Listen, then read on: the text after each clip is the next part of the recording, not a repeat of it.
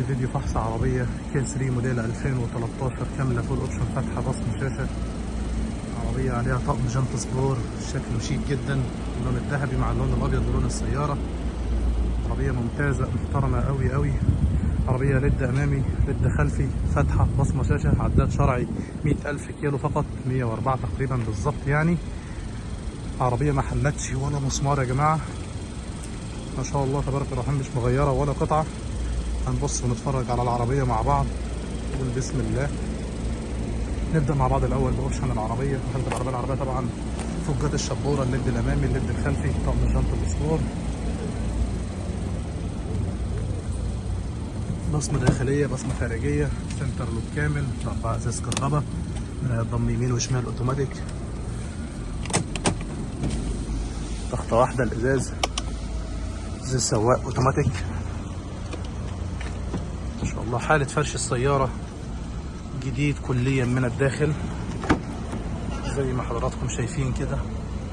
عربية ما شاء الله تبارك الرحمن، تحكم كامل في الطارة، عداد 105,000 كيلو فقط.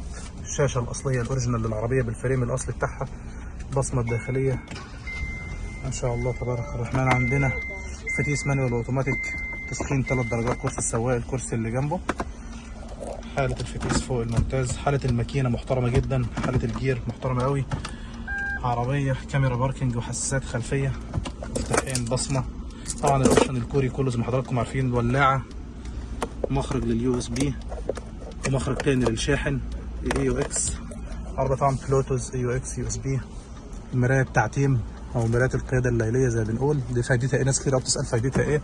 هنا في كوريا بنحط كارت كده بتعدي من البوابات او الهاي باس اوتوماتيكلي بدون ما توقف تدفع لحد، هو بيخصم لوحده اوتوماتيك. تاني حاجة بالليل لما حد يضرب الكشاف او النور العالي في المراية دي زي ما تكون بتمتص الضوء، ما بتعكسوش، بتبقى شايف اللي وراك كويس، بتعكس الصورة بشكل واضح. فتحة السقف بتاعتنا اوتوماتيك، ضغطة واحدة ما شاء الله تبارك الرحمن.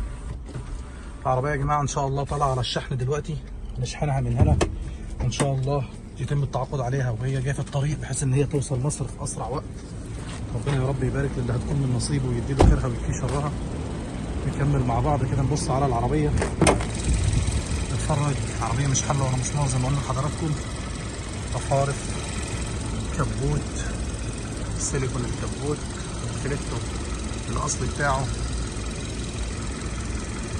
ستيكر البيانات ما شاء الله تبارك الرحمن.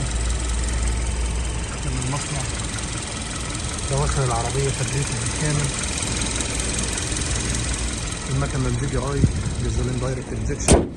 وش العربية زي ما حضراتكم شفتوا كده، يعني فبريكة بمعنى الكلمة، ما تحلش منه ولا مسمار. نشوف مع بعض حلة، جناح خلفي يمين وشمال، غطا الشنطة ما تحلش. عربية ما شاء الله يا جماعة. الحلة بتاعت العربية السيليكون والفليتو الأصلي للحلة، كاوتش الاستبن بالعدة بتاعته.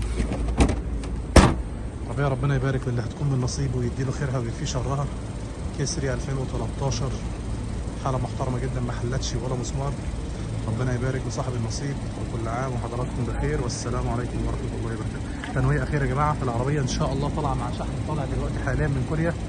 يعني العربية هتوصل مصر، يعني حضرتك عد من اليوم اللي اتعمل فيه الفيديو ده 35 يوم تقريبا. يعني يوم ما تتعاقد بقى اطرح عدد الأيام من بعد التعاقد، من بعد الفيديو، والعربية إن شاء الله تستلمها في أقرب وقت. كل عام وحضراتكم بخير، والسلام عليكم ورحمة الله وبركاته.